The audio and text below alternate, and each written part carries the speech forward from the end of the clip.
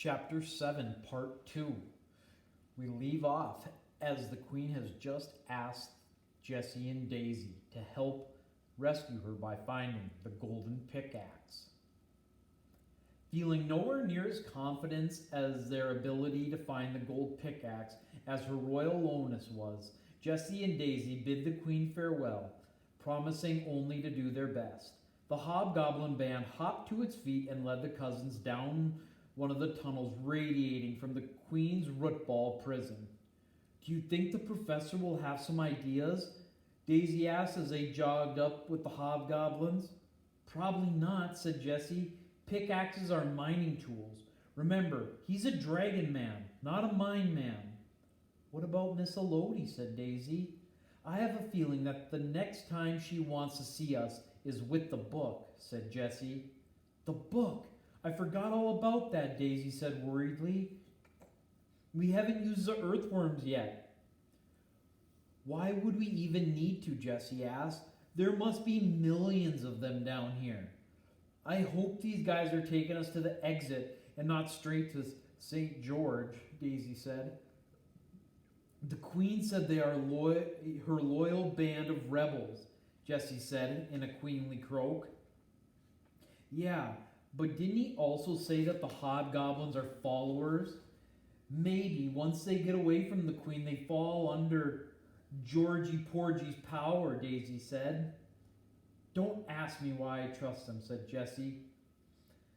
"Me too," said Daisy. "In fact, I think the hobgoblins are adorable." Jessie smiled. "We used to think they were hideous. Now we think they're adorable.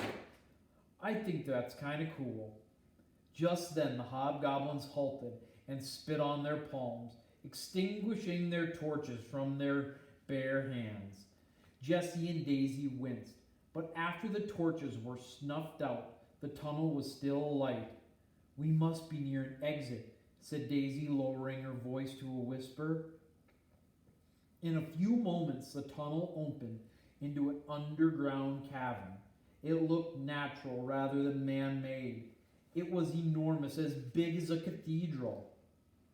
Natural light shone down through a hole in the ceiling. A wide wooden ramp led up to it. More tunnels, at least half a dozen of them, poked in the cavern walls. Except for Jessie and Daisy and the band of rebels, the cavern seemed to be deserted. But from somewhere, perhaps down in the other tunnels, came the distinctive ring of metal on stone. The hobgoblins were hard, working on their new master's bidding. One of the hobgoblins ran into the middle of the cavern and came to a stop beside a throne made of stone and studded with snail shells and black pearls. "That must be the throne of her royal lowness," Daisy said.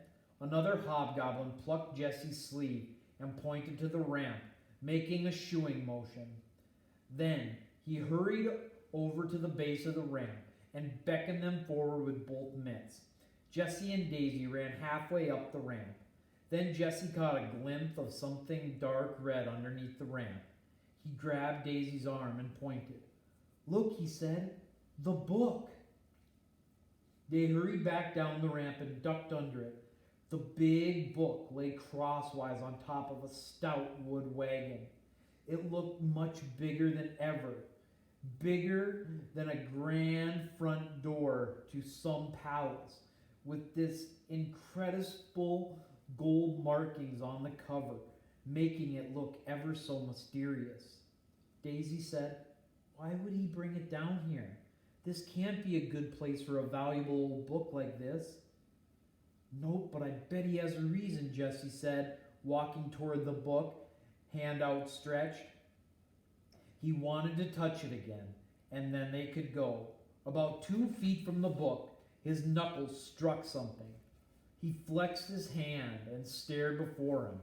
There was nothing there. No obstructions could be seen. Daisy came up beside him with both hands outstretched. Her hands met the flattened against a surface that was completely unseen, yet obviously solid. She leaned her full weight against the invisible wall, but it would neither budge nor get any closer to the book. The hobgoblins gathered round and snuffled curiously.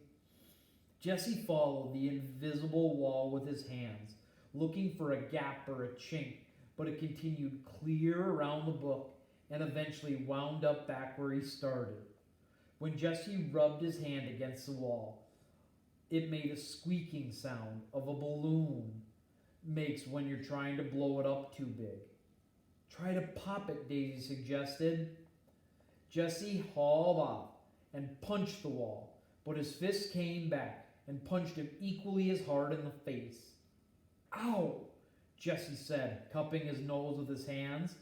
The hobgoblins thought this was very funny. They snorted and snickered and pointed their mitts at him. Jesse and Daisy turned around and leaned their backs against the wall. Don't you feel like one of those obnoxious mimes, Daisy said? Reminds me of the invisible fence Aunt Maggie put up to keep Emmy in.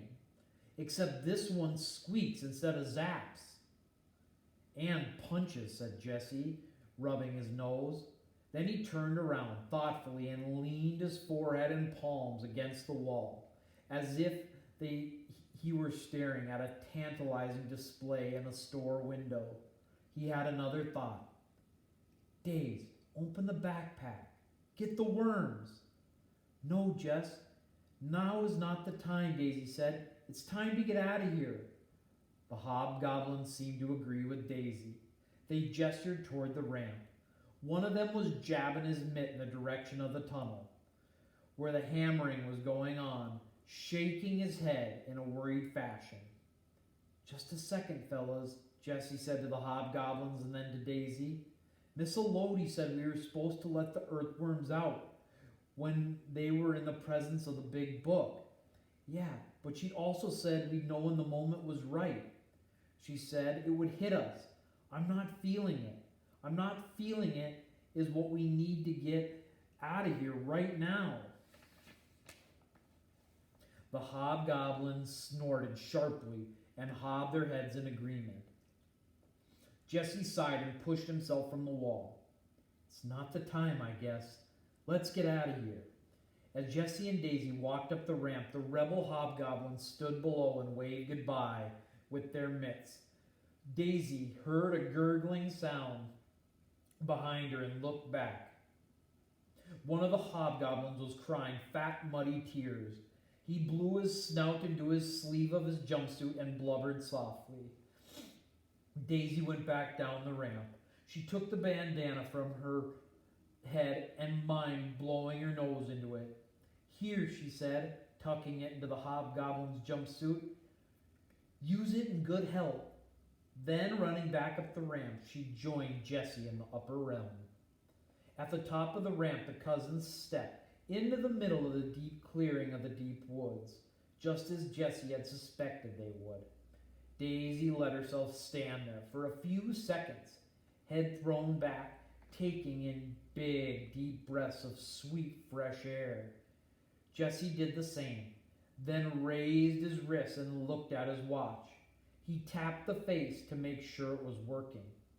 Holy moly, Daze, it's almost 7:30, he said, looking around.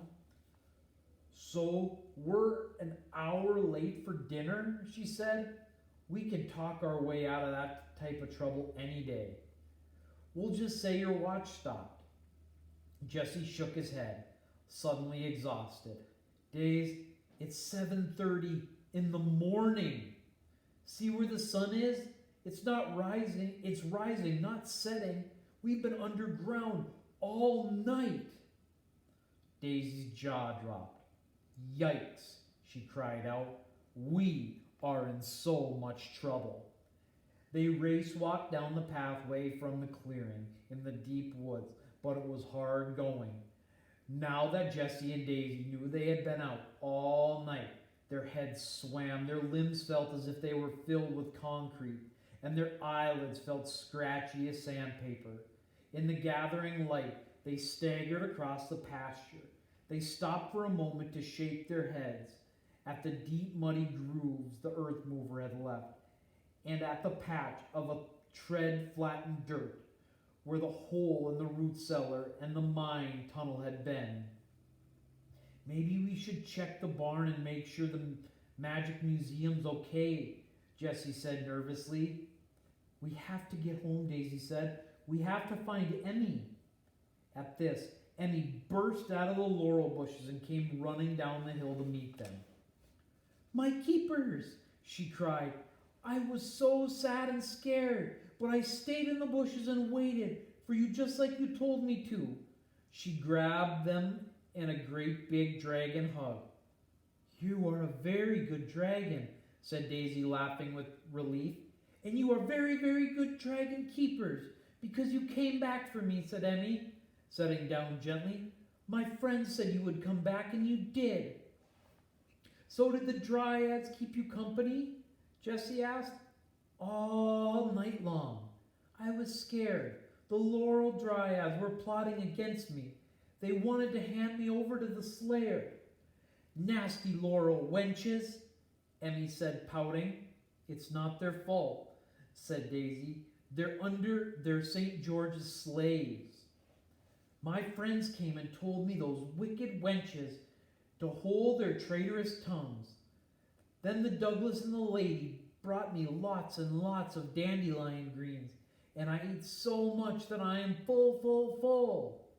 And now I need my cozy nest of socks. Please, thank you, you're welcome, much obliged, you're too kind. Emmy turned around, ran back up the hill, diving into the laurels.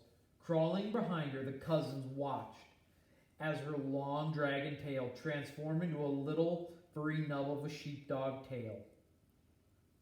Daisy and Jessie and their faithful dog trudged into the backyard of home. Daisy thought that her house had never looked quite so peaceful and inviting. The lights in the kitchen were on, and the windows were fogged up. Then she thought of her parents waiting inside, and suddenly she didn't feel so welcome anymore.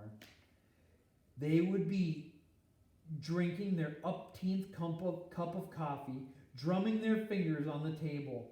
Had they called the police? How much money, she wondered, had they put up for information leading in their return? Jessie hurriedly unlocked the garage door and watched as Emmy scampered over to her nest in the packing crate, leapt in and burrowed under the socks. Then he locked the door and turned to Daisy. Okay, he said, breathing deeply to calm his nerves. What's our story? Dealing with your own angry parents is bad enough. Dealing with someone else's angry parents was petrifying. Daisy's voice was like an iron. What all else fails, the truth. Sorta. That we got lost in the deep woods and we're really sorry and we'll never do it again.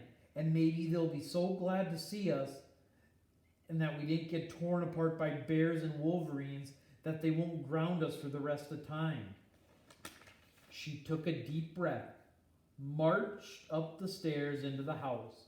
When she saw her parents sitting at the kitchen table, Daisy realized with a sickening jolt that she hadn't seen them since breakfast the morning before. But Aunt Maggie looked up from her newspaper and smiled with unnatural brightness. Hey kids, she said, you're home early. Did you have fun? And that's the end of chapter 7. Chapter 8 is called The Magical Dairyman.